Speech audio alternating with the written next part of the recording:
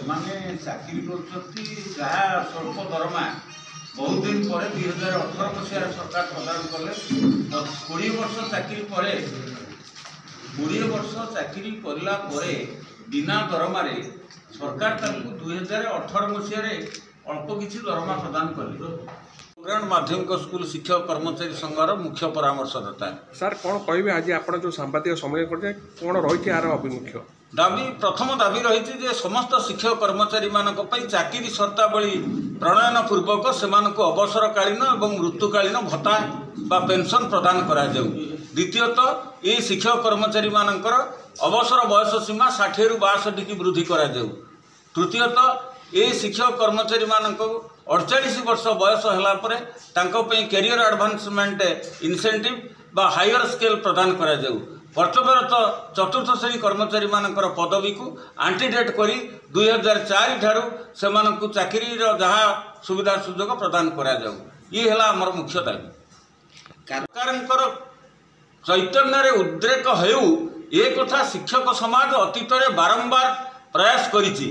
सरकार सहित बहु बड़ स्तर उच्च स्तर बैठक होती एवं प्रत्येक स्तर में कहुई एपरिक पूर्वतन मुख्यमंत्री जदि गोटे डायलॉग को मु कोट करी जे आपण माने विद्यालय को फेरी जातु मोर सरकार आपणकर समस्त सुविधा सुजोग कथा चिंता करिवो। आज 6000 शिक्षक डस्टबिन अच्छा मजूरी लगुंट छत्र बजार में परिवा बेपार करपणकर भुवनेश्वर रेलवे स्टेशन में चा बिक्री कर रोग औषध ना बुढ़ा बापा माँ को संस्कार करने पकेट अर्थ ना ये दुरावस्था सृष्टि कर गोटे सरकार 24 वर्षर सरकार इठू अब्याहति नहीं। वर्तमान जे सरकार अच्छा से शगड़गुड़ा न्याय जदि शिक्षक मानक 17 मास धरी भंडे भंडे चलले आउ 3.5 वर्ष भंडेबेनी कहीं शिक्षक माने रास्ता उपरको आसबे एवं ये आंदोलन दुर्बार हम। भविष्य प्रति गोटे जाग्रत प्रहरी भाव में काम करुवा शिक्षक समाज को सरकार बाध्य करी रास्ता उपरको टाणुचंती।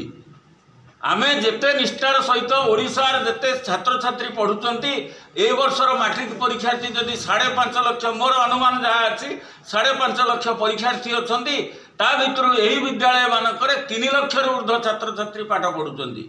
तांकर उत्तरदायित्व कांधे बोई लोकर गुरु दायित्व नापी सरकार राजी ना। यह एक दुर्भाग्यजनक कथा।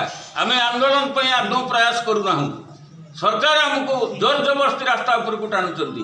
तेणु मु विनम्र अनुरोध करी आमर सरल लोकप्रिय एवं जड़े साधारण मनीष भली जना पड़ुवा माननीय मुख्यमंत्री ये गुरुतर समस्या को समाधान करंतु एवं तांकर समय दीर्घ 30 वर्षर जो असुविधाटी दूर हो जाऊ।